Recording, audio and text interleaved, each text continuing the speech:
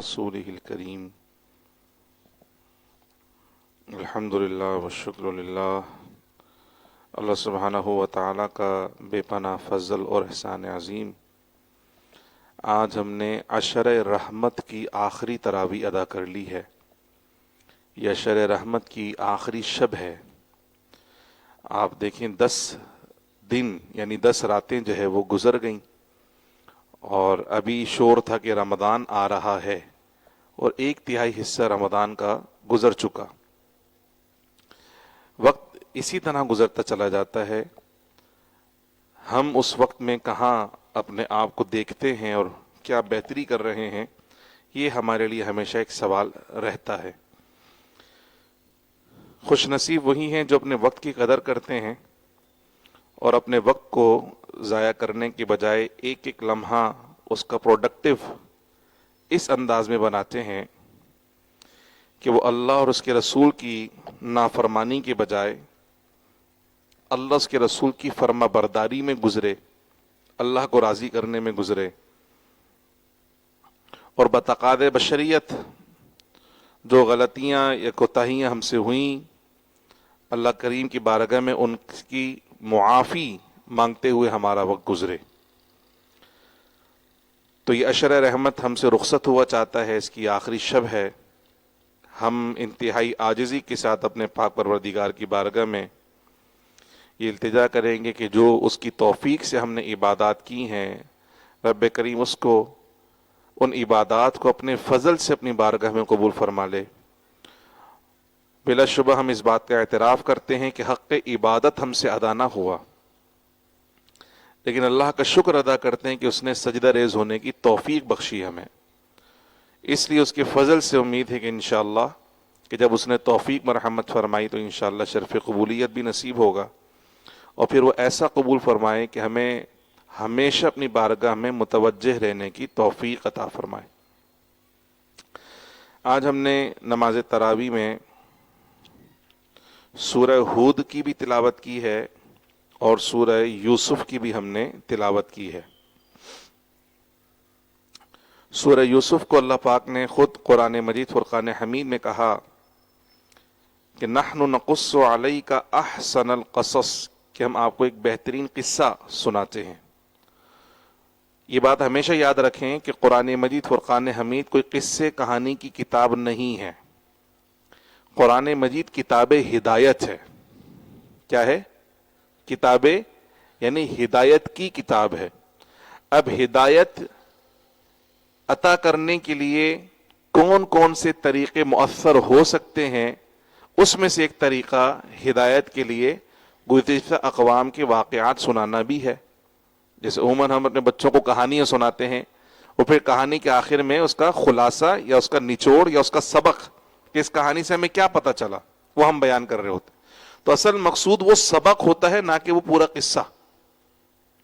लेकिन कुरान मजीद फुरकान हमीद में अल्लाह पाक ने जो अंबिया कराम के वाक़यात को बयान फरमाया है, एक तो हमने सूरह फातिहा की तफसीर में आपको बताया था कि सिरातल लज़ीना अनअमता अलैहिम, सिराते मुस्तकीम वो है जो इनाम याफ्ता बंदों का रास्ता है, हमें उस पर चलना है। तो इनाम याफ्ता कौन है, वो इस तरह वाक़यात की सूरत में बयान किया जा रहा है।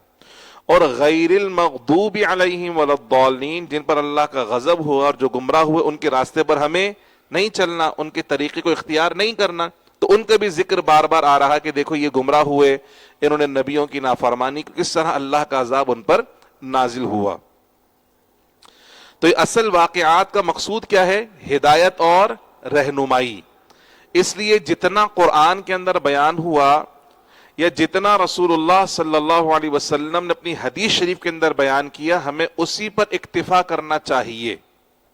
उससे ज्यादा के पीछे उसकी टोह में लगने की कोशिश नहीं करना चाहिए, क्योंकि मुस्तरद वही है जो कुरान में है या हदीस के अंदर है। उसके अलावा अगर कोई कुछ बयान कर रहा है तो फिर उसकी ऑथेंटिसिटी में कहीं ना कहीं सवालिया निशान रहता है। अब इंसान की एक रविश है कि वो कहता है यार इसके पीछे क्या हुआ, इसके बाद क्या हुआ, फिर वहां क्या हुआ। तो भाई फिर कहेंगे कुरान किस्से कहानी की किताब। कुरान में अल्लाह पाक ने वही उसलूब इख्तियार फरमाया है और उतना ही बयान किया जो आपकी और मेरी हिदायत के लिए काफी है।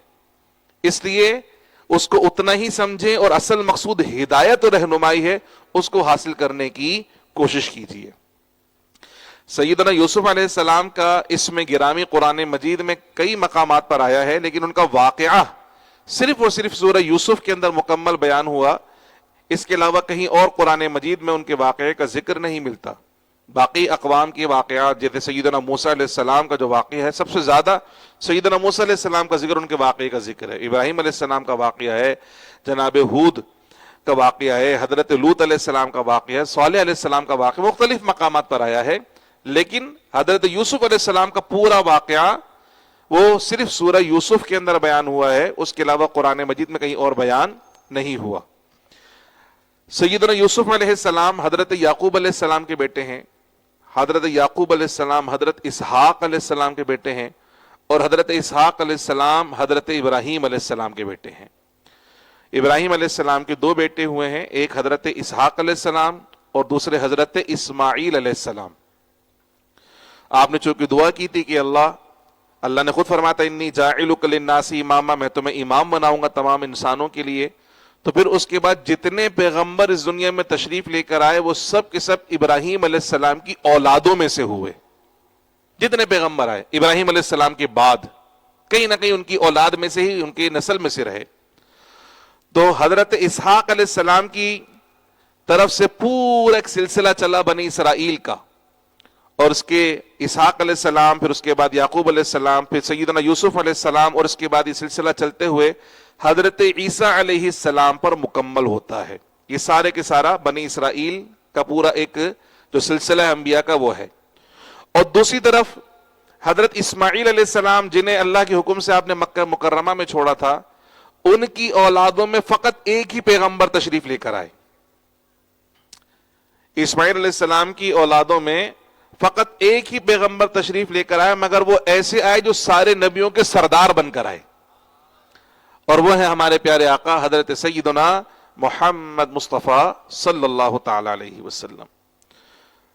تو حضرت اسحاق علیہ السلام کے بعد یہ جو انبیاء کرام کا سلسلہ ہے ابراہیم علیہ السلام کی اولاد میں، تو اس میں ایک برگزیدہ پیغمبر ہے یعقوب علیہ السلام، اور ان کے بیٹے حضرت سیدنا یوسف علیہ السلام۔ تو حضور سے سوال کیا گیا تھا کہ یہ بتائیے کہ یہ بنی اسرائیل مصر میں کیسے آئے؟ ان کا علاقہ تو فلسطین تھا، ارض مقدس تھا، یہ مصر میں کیسے پہنچے؟ تو اس واقعے کے جواب میں پوری سورت مبارکہ اللہ پاک نے نازل فرمائی کہ بنی اسرائیل مصر میں کیسے پہنچے۔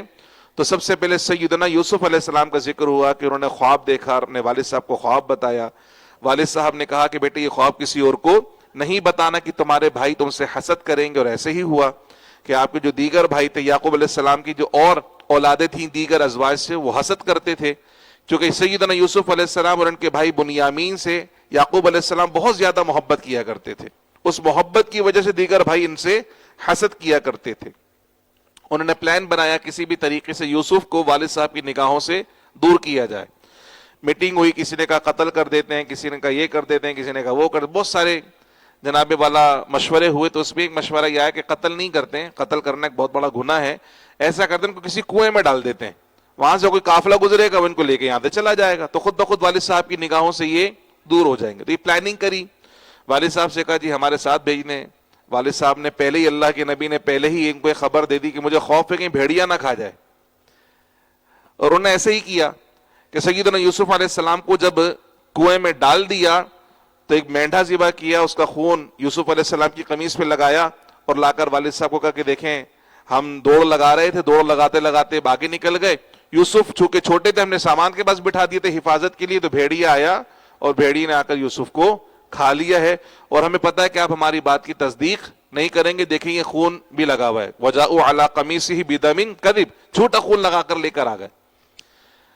اب کچھ چیزیں ایسی ہوتی ہیں جو بدیہی ہوتی ہیں، مطلب اس کے لیے آپ کو زیادہ سوچنے کی اور زیادہ لاجیکل ریزننگ کی ضرورت نہیں پڑتی۔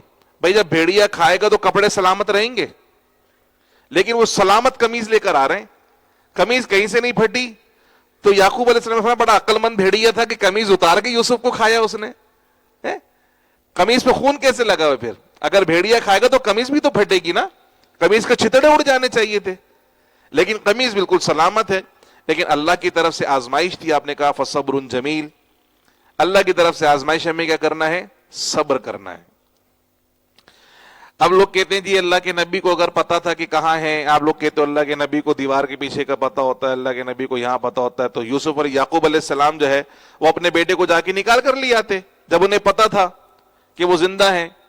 آپ پوری سورہ یوسف کا مطالعہ کریں، حضرت یعقوب علیہ السلام نے کبھی ان کی اس بات کو مانا ہی نہیں کہ یوسف کو بھیڑیا کھا گیا ہے، اور اصل میں جو صبر کیا ہے نا یعقوب علیہ السلام نے، وہ اسی بات پہ صبر کیا کہ میرا بیٹا زندہ ہے مگر میری نگاہوں سے دور ہے۔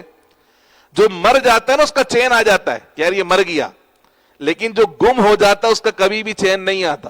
10 سال بھی اگر ہو جائے نا تو ماں باپ کو اس کی لگی رہتی کہ پتہ نہیں کبھی ہمارا بچہ مل جائے، لیکن اگر مر گیا تو چین آ جاتا ہے۔ تو یعقوب علیہ السلام جو مسلسل تکلیف میں وہ اسی وجہ سے ہیں کہ پتہ ہے کہ بیٹا کہاں پر ہے، کنویں کے اندر ہے، لیکن اللہ کا حکم ہے نکالنا، صبر کرنا ہے۔ اور اب مزید دوری آپ کو برداشت کرنی پڑے گی کہ سیدنا یوسف علیہ السلام کو پھر یہاں سے ایک مصر کا ایک قافلہ تھا، اس نے نکالا تو ان بھائیوں نے اپنے بھائی کو بیچ دیا۔ اس طرح یوسف علیہ السلام مصر پہنچے، وہاں ان کی بولی لگی، عزیز مصر نے آپ کو خرید لیا، اللہ نے وہاں رہنے سہنے کا بندوبست کیا، کہا ہم نے ان کو تعبیر رویا کا علم عطا فرمایا، یعنی خوابوں کی تعبیر کا علم سیدنا یوسف علیہ السلام کو اللہ نے عطا فرمایا۔ پھر وہاں پر ایک واقعہ رونما ہوا زلیخا کی طرف سے، جس کی پاداش میں سیدنا یوسف علیہ السلام کو باقاعدہ جیل میں ڈال دیا گیا، اور آپ نے ناحق جیل کاٹی ہے، یعنی آپ نے کوئی گناہ نہیں کیا تھا، معاذ اللہ کسی قسم کو کوئی گناہ نہیں کیا تھا، اپنی عفت و پارسائی کی خاطر آپ جیل کے اندر گئے ہیں۔ اب یہاں ہمارے جو اکابرین کو بھی جیلوں میں ڈالا گیا نا، تو سیدنا یوسف علیہ السلام کی جیل کا قصہ سن کر تھوڑی سی دل کو راحت ہو جاتی کہ جو جیل میں جاتے ہیں، ہر جیل میں جانے والا گناہگار نہیں ہوتا۔ سیدنا یوسف علیہ السلام کے واقعے سے تھوڑی سی ڈھارس مل جاتی ہے کہ نیک لوگوں کو بھی جیل میں ڈالا جاتا ہے۔ اور سیدنا یوسف علیہ السلام کے پاس 2 قیدی آئے اور انہوں نے کہا کہ بھی ہم نے خواب دیکھا ہے۔ ایک نے کہا کہ میں دیکھ رہا ہوں کہ میں رس نچوڑ رہا ہوں، دوسرے نے کہا میں نے دیکھا کہ میرے سر پہ روٹی اور پرندے آ کر کھا رہے ہیں، ہمیں خواب کی تعبیر بتائیں۔ تو سیدنا یوسف علیہ السلام نے وہاں پر تبلیغ فرمائی۔ میں بہت اختصار کے ساتھ اس واقعے کی طرف آ رہا ہوں، چونکہ اصل جو مقصد ہے وہ ہدایت اور رہنمائی کی، ہمیں ملتا کیا ہے اس سے، یہ واقعی کیوں بیان کیا، میں اس لیے بہت مختصر جزئیات اس کے بیان کرتے ہوئے جا رہا ہوں۔ تو آپ نے خواب کی تعبیر بتانے سے پہلے ان کو تبلیغ کی کہ شرک کو چھوڑو اور اللہ وحدہ لا شریک کی عبادت کرو۔ اور آپ نے جو قرآن مجید میں ہے، آپ نے کہا کہ میں واتبعت ملت آبائی ابراہیم و اسحاق و یعقوب، میں اپنے اجداد حضرت ابراہیم علیہ السلام، حضرت اسحاق علیہ السلام اور حضرت یعقوب علیہ السلام کی اتباع کے اندر ہوں، ان کے نقش قدم پر ہوں میں، اور ہم نے کبھی بھی شرک نہیں کیا ہے۔ یہ جو تم نے خدا بنائے ہوئے تمہارے اپنے دیے ہوئے نام ہے، اللہ نے ان کے لیے کوئی سند نہیں اتاری، اللہ کا تو حکم ہے کہ ایک خدا کی عبادت کرنی ہے۔ اور پھر ان سے پوچھا کہ بتاؤ بھائی بہت سارے خدا بہتر ہیں یا ایک خدا، یعنی ایک شخص ہے جس کے کئی آقا ہوں، وہ غلام زیادہ بہتر ہے یا ایک غلام کا ایک ہی آقا یہ زیادہ بہتر ہے؟ اب ظاہر سی بات ہے اگر ایک ملازم ہو اور وہ مختلف دکانوں پہ کام کر رہا ہو اور بہت سارے اس کے مالک ہوں تو اس کی زندگی تو اجیرن ہو جائے گی۔ ہر مالک بولے گا پہلے میرا کام کر، پہلے میرا کام کر، میری بات سن۔ اور اگر صرف ایک ہی آقا ہو، ایک ہی مالک ہو، تو اس ملازم کو راحت و سکون ملے گی کہ بھئی اسی کو راضی کرنا ہے، میں نے باقیوں کو راضی کرنے کی ضرورت۔ اسی طرح جو سینکڑوں خداؤں کی پوجا کر رہے ہیں، پرستش کر رہے ہیں، وہ اسی بات میں ہلکان رہتے ہیں کہ کون سے خدا کو راضی کریں، کس خدا کو راضی کریں۔ اور جو خدا وحدہ لا شریک کی عبادت کرتے ہیں ان کو پتا ہے کہ ہمیں صرف اور صرف اللہ کو راضی کرنا ہے، کسی اور کو راضی کرنے کی ضرورت، ہماری ساری ضرورتیں پوری کرنے والی ذات فقط ایک ہی ہے، وہ ہے اللہ سبحانہ و تعالیٰ کی ذات۔ سیدنا یوسف علیہ السلام نے اس خواب کی تعبیر بتائی، کہا کہ جو رس نچوڑتا ہوا خواب میں دیکھ رہا تھا بادشاہ کا ساقی مقرر ہو جائے گا، اور جس نے دیکھا کہ پرندے روٹی کر اس کو سولی پہ چڑھا دیا جائے گا اور وہ لٹکا رہے گا یہاں تک کہ پرندے آ کر اس کا بھیجا کھائیں گے۔ اب جو بچ جائے گا، سیدنا یوسف علیہ السلام نے اس سے کہا کہ تم بادشاہ کے ساقی مقرر ہوگے تو بڑے خاص آدمی ہوگے، تم بادشاہ کے خلوت قدے میں تمہیں جانے کا موقع ملے گا، تو تم بادشاہ سے ذکر کرنا میرا کہ میں بغیر کسی جرم کے کئی سالوں سے جیل کے اندر پڑا ہوا ہوں۔ لیکن قرآن میں اللہ پاک نے فرمایا کہ اس بندے کو شیطان نے بھلا دیا، اور سیدنا یوسف علیہ السلام مزید کچھ عرصے جو ہے جیل کے اندر آپ نے وقت گزارا۔ پھر بادشاہ نے خواب دیکھا کہ 7 موٹی گائیں اور 7 پتلی گائیں ہیں، پتلی گائیں موٹی گائیں کو کھا رہی ہیں. بڑا عجیب و غریب خواب تھا. بادشاہ نے اپنے تمام درباری علماء کو بلایا، کہا کہ مجھے اس خواب کی تعبیر بتاؤ. انہیں تعبیر آتی نہیں تھی، چونکہ اللہ نے قرآن میں کہا اس صورت میں خاص طور پہ کہ ہم نے تعبیر رؤیا بطور معجزہ حضرت یوسف علیہ السلام کو عطا فرمایا تھا، اس لیے کسی اور کو خوابوں کی تعبیر آتی ہی نہیں تھی، درست تعبیر. تو وہ سارے کے سارے حیران و پریشان ہو گئے، یہ کیسے عجیب و غریب خواب ہے. انہوں نے بادشاہ کو بولا، بادشاہ صاحب یہ جو خواب ہے نا یہ ادغاس کی صورت لگتی ہے، یعنی آپ نے کوئی کھانا وانا کھا لیا تھا زیادہ، بد ہضمی کی وجہ سے ایسا خواب آیا آپ کو، اس کا کوئی حقیقت سے تعلق نہیں ہے. لیکن بادشاہ بڑا پریشان تھا کہ خواب بڑا خطرناک ہے، کوئی نہ کوئی تعبیر اس کی ضرور ہوگی. تو وہ جو بادشاہ کا ساقی تھا نا، اس کو اچانک سے یوسف علیہ السلام کی یاد آئی. اس نے بادشاہ سے کہا کہ ایک قید خانے میں ایک بدہ قید ہے، اگر آپ اجازت دیں تو اس سے پوچھ کر آ جاتا ہوں میں خواب کی تعبیر، وہ سچی تعبیر بتاتا ہے. بادشاہ نے اجازت دی اور وہ سیدنا یوسف علیہ السلام کے پاس آیا. قرآن میں ہے کہ اس نے یوسف علیہ السلام کو پکارا، یوسف ایھا الصدیق، اے یوسف اے سب سے زیادہ سچے.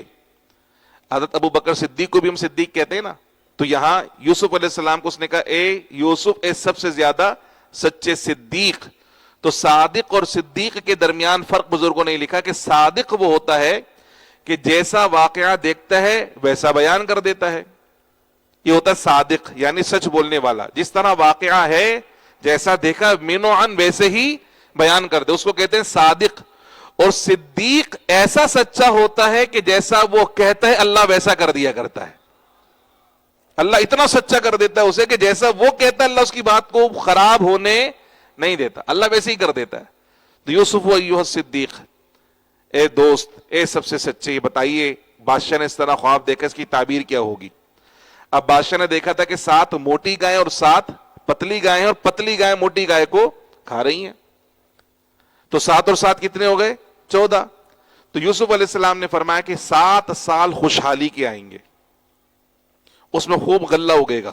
تو تم کیا کرنا کہ جو ضرورت کا اناج ہے صرف اتنا کھانا، اور باقی جو ضرورت سے زائد اناج ہے انہیں خوشوں میں ہی لگا چھوڑ دینا اور اس کو محفوظ کر لینا. خوشوں سے الگ نہیں کرنا، گندم کو خوشوں میں ہی لگا چھوڑ دینا اور اسے محفوظ کر لینا. پھر اس کے بعد جو 7 سال آئیں گے وہ شدید قحط سالی کے ہوں گے. تو جو تم نے محفوظ کر کے رکھا تھا اس کو تھوڑا تھوڑا کر کے کھاتے رہنا. تو 7 اور 7 کتنے ہو گئے؟ 14 سال ہو گئے. بادشاہ نے خواب بھی 14 ہی دیکھا تھا، 7 موٹی گائے 7 پتلی گائے. لیکن اللہ کے نبی ایک سچی خبر دیتے ہیں، 7 سال خوشحالی کے، 7 سال قحط سالی کے گزر جائیں گے. فرمایا ثم یأتی من بعد ذلک عام فیہ یغاث الناس فیہ یعصرون، کہا پھر اس کے بعد ایک سال آئے گا خوشحالی کا جس میں اللہ خوب بارشیں برسائے گا. اب قرآن کے اندر ایک جگہ ہے کہ وَيُنَزِّلُ الْغَيْثَ، بارش کب برسے گی اس کا علم صرف اللہ ہی کے پاس ہے. اور یہاں اللہ کے نبی بتا رہے ہیں کہ 15ویں سال کیا ہوگی؟ بارش ہوگی. تو اس آیت کو لے کر لوگ بولتے ہیں کہ دیکھو بارش کب ہوگی اس کا علم غیر اللہ کے پاس، کسی اور کے پاس نہیں، صرف اللہ کے پاس ہے. تو اللہ قرآن میں تو کہہ رہا ہے اللہ کے نبی کو پتا تھا کہ بارش کب ہوگی. تو کیا قرآن میں کوئی تضاد ہے؟ معاذ اللہ، قرآن میں ہرگز کوئی تضاد نہیں ہے. اصل مسئلہ یہ ہے کہ جہاں اللہ پاک فرماتا ہے کہ صرف اللہ کو پتا ہے، اس کا مطلب ہے کہ حقیقی طور پہ صرف اللہ کو پتا ہے. اور اللہ کے نبی کو اگر پتا ہے تو اللہ کے بتانے سے پتا ہے. اس لیے قرآن میں کہیں تضاد، تو اللہ اپنے نبیوں کو علم غیب عطا فرماتا ہے، وہ زمانے مستقبل کی خبریں دیا کرتے ہیں. تو جب آپ نے یہ تعبیر بتائی اور یہ تعبیر بادشاہ کو پتہ چلی تو بادشاہ بڑا حیران ہوا، کہا یہ بندہ کوئی کام کا بندہ، اس سے مجھے ملاقات کرنی ہے، اس کو لے کر آؤ. تو اب جب بادشاہ کی طرف سے قاصد آیا تو آپ نے باہر آنے سے انکار کر دیا. آپ نے کہا ایسے نہیں آؤں گا، پہلے جو میرا کیس ہے وہ کیس سنا جائے، اس کا فیصلہ کیا جائے، پھر میں باہر آؤں گا. وہ جو خواتین تھی جنہوں نے اپنی انگلیاں کاٹی تھی ان کو بلا کر ان کے بیانات لیے جائیں کہ میں نے کوئی جرم کیا تھا کیا. عزیز مصر کی بیوی کو بلایا جائے، پوچھا جائے کہ میں نے کوئی جرم کیا تھا. ان سب کو بلایا گیا اور سب نے اقرار کیا کہ یوسف پاک دامن ہے، یوسف نے کبھی برائی کا ارادہ نہیں کیا. برائی کا ارادہ کیا تھا تو ہم نے کیا تھا. یوسف اپنے دعوے میں سچے، انہوں نے کوئی برائی کا ارادہ نہیں کیا، وہ پاک دامن ہے. اس طرح اللہ نے اپنے نبی کی پاک دامنی کا اعلان انہی کے ذریعے کروایا جنہوں نے بہتان لگایا تھا. اور اللہ کے نبی نے کسی ڈیل کے تحت باہر آنا قبول نہیں کیا. کہا میں چونکہ پاک دامن ہوں تو جب تک پاک دامنی ظاہر نہیں ہوگی میں باہر نہیں آؤں گا. اب پاک دامنی ظاہر ہوئی تو اب باہر تشریف لے کر آئے. پھر بادشاہ نے آپ سے میٹنگ کی، آپ سے ملاقات کی اور آپ نے کہا کہ میں اللہ سبحانہ و تعالیٰ کی جانب سے حفیظ بھی ہوں اور علیم بھی ہوں، یعنی میرے پاس علم ہے کہ مجھے اجناس کو کیسے محفوظ کرنا ہے، اور میں دیانت دار بھی ہوں، اپنے کام میں سچا اور ستھرا آدمی ہوں، اس لیے مجھے کیا کرنے، اجعلنی علی خزائن الارض، مجھے زمین کے خزانوں پر حکمرانی سونپ دیجئے، انشاءاللہ یہ تمام خوراک کا بندوبست میں سنبھال لوں گا۔ اب ذرا کوئی بتائے کہ اللہ کے نبی سیدنا یوسف علیہ السلام نے کون سی یونیورسٹی سے ڈگری لی تھی کہ یہ میں نے خوراک کے معاملات کو دیکھنا ہے؟ یہ صرف اور صرف پروردگار کا فضل تھا ان کے اوپر۔ اتنی بڑی قحط سالی اس زمانے میں آئی تھی، اور اللہ کے نبی کی بہترین تدبیر کی وجہ سے کوئی شخص بھوکا نہیں مرا اس زمانے میں، کوئی بھوکا نہیں مرا، جو آپ نے تدبیر فرمائی۔ آج ہم قرآن و سنت کو چھوڑ کر کامیابی کے راستے ڈھونڈ رہے ہیں۔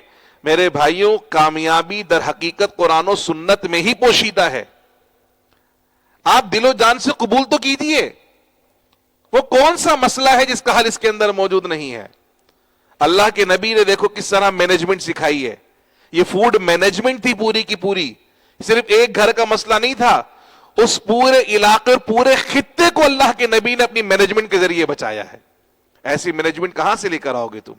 یہ آج ایم بی اے کرنے والے بھی مینجمنٹ نہیں کر سکتے ایسی، کہ پوری قوم اور پورا علاقہ جو دور دور سے منسلک علاقے تھے، ان کی بھی قحط کی وجہ سے ان کو غلے کی ضرورت پڑتی تھی تو وہ کہاں آتے تھے؟ مصر کی طرف آیا کرتے تھے۔ جس طرح آپ کے بھائی کنعان سے، یعنی ارض مقدس سے، وہ کہاں ہے؟ مصر کی طرف آئے غلہ لینے کے لیے۔ اور مصر افریقہ کا علاقہ ہے، مصر بر اعظم افریقہ کا علاقہ ہے، اور ارض مقدس جزیرت العرب کے علاقے کے اندر ہے۔ تو وہاں سے سفر کر کر یہاں پر آئے کنعان سے، اور پھر یہاں آپ کے بھائیوں سے آپ کی ملاقات ہوئی، اور یہ وہی لوگ تھے جو یوسف علیہ السلام کو باپ کی نگاہوں سے دور کرنے والے تھے، جو یوسف علیہ السلام کو اندھے کنویں میں ڈالنے والے تھے۔ آج وہی یوسف اندھے کنویں سے نکل کر بادشاہ کی مسند پر بیٹھے ہوئے ہیں، اور وہ جو ان کو اندھے کنویں میں ڈالنے والے تھے، آج وہ منگتے بن کر اللہ کے نبی کے سامنے کھڑے ہوئے ہیں، اپنی ضرورتیں مانگنے کے لیے کھڑے ہوئے ہیں کہ ہمیں اناج دے دو، ہمیں اناج دے دو۔ اور اللہ کے نبی کا ظرف دیکھیے، بدلہ نہیں لیا، انہیں سزا نہیں دی، بلکہ بھر بھر کر دیا، اپنے دشمنوں کو بھی، اپنے سے حسد کرنے والوں کو بھی بھر بھر کر دیا، خوب نوازا، اتنا بھر بھر کر دیا کہ وہ پھر لوٹ لوٹ کر آتے تھے کہ بھئی یہ بادشاہ ہے اوف الکیل، یہ وزن پورا دیتے ہیں، یہ ضرورت مند کو اس کی عزت اور احترام کے ساتھ روزی دیا کرتے ہیں۔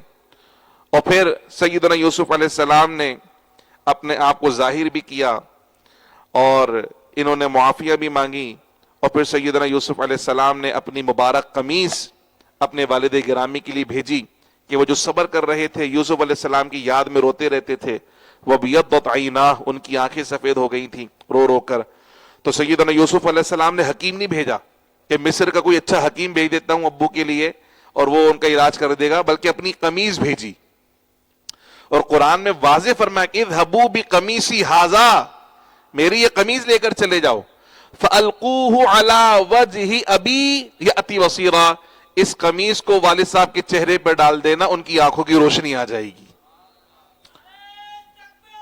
اللہ اکبر، یا رسول اللہ، یا علی، یا غوث العالم دستگیر، زندہ باد۔ اب مجھے یہ بتائیے اس قمیص میں یہ تاثیر کہاں سے آئی کہ نابینا یا کسی کی آنکھوں کی تکلیف ہے یا کسی کی آنکھیں نہیں ہیں یا آنکھوں کی روشنی کمزور ہو گئی ہے تو وہ آنکھوں پہ ڈالی جائے تو اس کی بینائی بہتر ہو جائے گی؟ اس قمیص میں یہ تاثیر کہاں سے آئی؟ اور کہ اللہ کے نبی وہ تو توحید سکھانے کے لیے آتے ہیں، ابھی ہم نے آپ کو بتایا جیل کے اندر بھی توحید سکھائی لوگوں کو، تو وہ کہتے جی اللہ سے دعا کرو ٹھیک کر دے گا اللہ پاک، اپنی قمیض کیوں بھیجی؟ یہ دکھانے کے لیے، یہ سمجھانے اور بتانے کے لیے کہ اللہ کے محبوبوں کی نسبت رکھنے والی چیزوں میں اتنی تاثیر ہوتی ہے کہ وہ مریضوں کو شفا عطا فرما دیا کرتی ہے۔ جب ان کے مبارک جسم سے لگنے والی قمیض کا یہ عالم ہے تو اس شخصیت کا عالم کیا ہوگا جس کی یہ قمیض ہے؟ یعنی کپڑے میں اللہ نے اتنی برکت رکھ دی ہے، جو جس ذات کا یہ کپڑا ہے، جس کے جسم سے یہ کپڑا لگا ہے اس کی شخصیت کا عالم کیا ہوگا؟ تم تو اللہ کے محبوب بندوں کے جسم سے لگنے والی قمیص کی برابری نہیں کر سکتے ہو، اللہ کے نبیوں کی برابری کیا کرو گے؟ اور جب سیدنا یوسف علیہ السلام کی یہ شان ہے تو جو یوسف کے بھی نبی ہیں، جو نبیوں کے نبی ہیں، جو سردار الانبیاء ہے، ان کی عظمتوں کا عالم کیا ہوگا؟ یہ قرآن میں اللہ پاک چھوٹی چھوٹے مظاہر بتاتا ہے کہ تم ان چھوٹی چیزوں کا مقابلہ نہیں کر سکتے، اللہ کے نبیوں کی عظمت کا عالم کیا ہوگا تم اندازہ نہیں لگا سکتے ہو۔ اور ایسے ہی ہوا کہ ابھی مصر سے قمیص چلی ہے اور یعقوب علیہ السلام کنعان میں ہے، انہیں کہتے ہیں انی لاجد ریح یوسف، مجھے تو یوسف کی خوشبو آ رہی ہے، مجھے یوسف کی خوشبو آ رہی ہے۔ تو جو آپ کے پاس لوگ موجود تھے انہوں نے کہا تاللہ انک لفی ضلالک القدیم، اللہ کی قسم آپ تو یوسف کی محبت میں بہت گرفتار ہیں۔ تو یہاں ضلال کا جو ترجمہ ہے سب نے کیا کہ محبت میں گرفتار ہیں، کس کی؟ یوسف علیہ السلام کی۔ اسی سے یہاں مسئلہ حل ہوتا چلا جاتا ہے کہ پیارے آقا کے لیے جو کلمہ آیا سورۃ الضحیٰ میں وَوَجَدَكَ ضَالًّا فَهَدَىٰ، اب وہاں کچھ بے وقوفوں نے ضال کا ترجمہ گمراہ کر دیا کہ ہم نے آپ کو گمراہ پایا معاذ اللہ تو آپ کو ہدایت دی۔ عقل کے اندر اگر اللہ کے نبی بھی گمراہ ہوں گے تو پھر پیچھے بچتا ہی کون ہے؟ تو ہر جگہ ضال کا ترجمہ گمراہ نہیں ہوتا، جس طرح یہاں پر ضلال کا ترجمہ گمراہ نہیں بلکہ محبت میں خود رفتہ ہے۔ اسی لیے سیدی اعلی حضرت نے یہاں سے روشنی لیتے ہوئے وہاں ترجمہ کیا کہ ہم نے آپ کو اپنی محبت میں خود رفتہ پایا تو اپنی طرف آنے کا راستہ دکھایا۔ پھر جب وہ آنکھیں بینائی روشن ہوئی، آپ کے بیٹوں نے آپ کے سامنے اپنے گناہوں کی پر ندامت اور پشیمانی کا اظہار کیا، سیدنا یوسف علیہ السلام نے بھی معاف فرما دیا، یعقوب علیہ السلام نے کہا اللہ کی بارگاہ میں بخشش و مغفرت کی دعا کروں گا۔ پھر یعقوب علیہ السلام اور پورا خاندان جائیے مصر کی طرف آیا، اس طرح بنی اسرائیل مصر میں آ کر بسے۔ اب اس پورے واقعے میں آپ دیکھیں کہ یوسف علیہ السلام کے ساتھ کتنے ظلم ہوئے۔ پہلی بات تو یہ کہ وہ اللہ کے نبی ہیں، کیا ہیں؟ اللہ کے نبی ہیں، اور اللہ کے نبیوں کو بھی آزمایا جا رہا ہے، ان کے ساتھ بھی آزمائش کا معاملہ ہے۔ جب اللہ کے محبوبوں کو آزمایا جا سکتا ہے تو آپ اور میں کس کھیت کی مولی ہیں؟ جب نبی کے ساتھ یہ معاملہ ہو کہ کنویں میں ڈال دیا جائے، کیا اللہ بچانے پر قادر نہیں تھا؟ بلا شبہ قادر تھا۔ سیدنا جبریل امین تشریف لے کر آئے تھے، جب ان کو کنویں میں ڈالے گئے تو سیدنا جبریل امین نے باقاعدہ یوسف علیہ السلام کو پکڑ کر باقاعدہ وہاں پر بٹھایا، لیکن اللہ نے ایک سنت دکھائی اپنے محبوبوں کے ذریعے کہ اگر تمہیں اوپر پہنچنا ہے، کسی منصب اور مقام تک پہنچنا ہے، تو اس کے لیے اللہ پاک نے ایک سنت، ایک طریقہ اختیار کیا ہے کہ آپ کو آزمائش کے رستے سے گزرنا پڑے گا، تاکہ کل کو کوئی یہ نہ بول دے یار یہ تو محبوب تھے اس لیے مل گیا، ہماری طرح ہوتے عام بندے تو محنت مشقت کرتے تو لگ پتا جاتا۔ یعنی امیر باپ کا بیٹا جیسے ہوتا ہے نا، یار ان کے ابا امیر ہیں اس لیے ان کے تو مزے آئے ہوئے، ہمارے ابا کی طرح ہوتے غریب پھر محنت کر کے پیسے کماتے تو لگ پتا جاتا۔ اب اللہ اپنے محبوبوں کو جب مقام و مرتبہ عطا فرماتے تو نبوت تو ہے ہی اللہ کی طرف سے خاص، وہ کسی مشقت کی وجہ سے نہیں ملتی، لیکن نبیوں کو جو مقام مرتبہ اللہ پاک عطا فرماتا ہے وہ ہم لوگوں کے لیے ہدایت و رہنمائی کے ذریعے اس طرح سے ہیں کہ دیکھو جب محبوبوں کی آزمائش ہوتی ہے تو وہ شکوہ نہیں کرتے بلکہ وہ صبر کرتے اور حوصلے سے کام لیتے۔ اس لیے اے اہل ایمان، اگر تم پر کبھی آزمائش آ جائے تو تم نے بھی کیا کرنا ہے؟ شکوہ نہیں کرنا اللہ سے بلکہ صبر اور حوصلے سے کام لینا ہے۔ دوسری بات یہ سمجھنے کی ہے کہ ایک اللہ کا فیصلہ ہے اور ایک لوگوں کی چال ہے۔ آپ کے سگے بھی اگر آپ کے خلاف ہو جائیں اور وہ آپ کو نیچا کرنے کی کوشش کریں، لیکن اگر اللہ نے بلندی آپ کے حق میں رکھ دی ہے تو کوئی آپ کو نیچا نہیں کر سکتا۔ ہاں، ہر چیز کا ایک وقت ہے، ہر چیز کا ایک اس وقت کا انتظار کیجیے۔ جیسے یوسف علیہ السلام بچپن میں خواب دیکھا تھا کہ مجھے چاند، سورج اور 11 ستارے سجدہ کر رہے ہیں، بچپن میں دیکھا تھا خواب، اور اس خواب کی تعبیر کب پوری ہوئی؟ اتنا طویل عرصہ گزارنے کے بعد، اتنی مشقتوں بھرا زمانہ گزارنے کے بعد، اتنی تکلیفیں جھیلنے کے بعد اس خواب کی تعبیر پوری ہوئی کہ جب آپ کے والد گرامی جب وہاں مصر پہنچے تو پھر آپ نے کہا کہ دیکھیں والد گرامی کو اپنے پاس تخت پہ بٹھایا، اور بھائیوں نے جب سجدہ تعظیمی کیا تو کہا ہذا تأویل رؤیایا من قبل، اے والد گرامی جو بچپن میں وہ خواب دیکھا تھا نا، یہ اس کی تعبیر ہے۔ اب اللہ نے جو مقدر کیا ہے وہ ملے گا، لیکن ہمیں کیا کرنا ہے؟ انتظار کرنا ہے اس وقت کا جو اللہ کی طرف سے مقرر ہے، جلد بازی نہیں۔ اللہ نے قرآن میں کہا وَقَانَ الْإِنسَانُ عَجُولًا، انسان تو پیدا ہی اجلت پسندی پر ہوا ہے، یعنی انسان چاہتا ہے بس ہر چیز جلدی جلدی ہو جائے، جلدی جلدی ہو جائے، لیکن اللہ کی سنت نہیں ہے جلد بازی۔ اللہ کی سنت، اللہ فرماتا ہے کہ ہم نے ہر چیز ایک تدریج کے ساتھ مقرر کی ہے۔ آپ دیکھیں نا، ابھی جیسے رات ہے، اب جب دن ہوگا تو کیا اچانک سے سورج آ جاتا ہے؟ اچانک سے ایک دم سے روشنی ہو جاتی ہے؟ نہیں، بلکہ آہستہ آہستہ اندھیرا جاتا ہے اور آہستہ آہستہ روشنی آنا شروع ہوتی ہے۔ کوئی 1 گھنٹے کا ٹائم لے لیتا ہے سورج طلوع ہونے میں اور اوپر آنے کے اندر۔ اسی طرح جب سورج غروب ہوتا ہے تو کیا ایک دم سے اندھیرا ہو جاتا ہے؟ نہیں، آہستہ آہستہ غروب ہوتا ہے، آہستہ آہستہ چھپتا ہے۔ اللہ کی سنت ہے، کوئی بھی چیز اچانک نہیں، ایک دم سے نہیں۔ انسان کی پیدائش 9 مہینے لگ رہے ہیں، اللہ کی سنت ہے۔ درختوں پہ پھلوں کا آنا اچانک سے آ جاتا ہے؟ نہیں، پہلے چھوٹا سا پودا نکلتا ہے، چھوٹا سا پھول بنتا ہے، پھر اس کو ٹائم لگتا ہے، اپنا وقت لیتا ہے، پھر اس کے بعد جا کے وہ پکتا ہے۔ تو ہر چیز کا اللہ نے ایک وقت مقرر کر رکھا ہے، یہ پوری دنیا ہمیں سکھانے کے لیے ہے۔ اس لیے آپ بھی اپنے وقت کیا کریں؟ انتظار کریں، آپ کا وقت بھی آئے گا۔ صرف ایک چیز ہے جو اچانک آنی ہے، 2 چیزیں بلکہ لے لو جو اچانک آنی ہے، ایک موت، دوسری قیامت۔ یہ اچانک ہے، قیامت کو تو اللہ نے بار بار کہا اذا بغتتن، اچانک سے آئے گی، پتہ بھی نہیں چلے گا، اچانک سے قیامت آ جائے گی۔ لیکن باقی جو دنیا کے اسباب ہیں ان سب میں اللہ نے کیا سنت رکھی ہے؟ ایک وقت ہے، ایک میعاد ہے، ہر چیز اپنے وقت پر پوری ہوتی ہے۔ اس لیے ہمیں بھی اپنی زندگی کے بارے میں فیصلے کرنے میں جلد بازی کا مظاہرہ، اللہ کے فیصلوں پر اعتماد اور بھروسہ کریں، انشاءاللہ سب اچھا اور بہتر ہو جائے گا۔ جب آپ یقین کر لیں گے تو زندگی میں ایک سکون آ جائے گا، یہ بے چینی ساری کی ساری ختم ہو جائے گی۔ پھر اللہ سبحانہ و تعالیٰ کے اس برگزیدہ پیغمبر کی برکتیں اللہ نے ایسی ظاہر فرمائی ہیں کہ یہ پورا واقعہ جو ہے، جہاں سیدنا یوسف علیہ السلام کی مشقتوں بھرا، یعنی پوری زندگی مشقتوں بھری ہمیں نظر آتی ہے، اس مشقت کے بعد پھر دیکھو اللہ نے کسی راحت عطا فرمائی کہ وہ جو یوسف علیہ السلام کو خریدنے کے لیے آئے تھے نا بازار میں، وہ سب کے سب خود یوسف علیہ السلام کے غلام بنے ہوئے تھے۔ اس لیے حوصلہ رکھیں، ہمت سے کام لیں، لوگ جو چالیں چل رہے ہیں چلنے دیں، اللہ پہ پورا بھروسہ رکھیں اور اللہ کے ساتھ اپنا تعلق مضبوط رکھیں، کبھی مایوس نہیں ہونا۔ یہ ہمیں اس سورت مبارکہ سے سبق ملتا ہے۔ اللہ کریم ہم سب کو اپنے ان برگزیدہ بندوں کے نقش قدم پر چلنے کی توفیق عطا فرمائے۔ حسبی ربی جل اللہ ما فی قلبی غیر اللہ نور محمد صلی اللہ لا الہ الا اللہ لا الہ الا اللہ لا الہ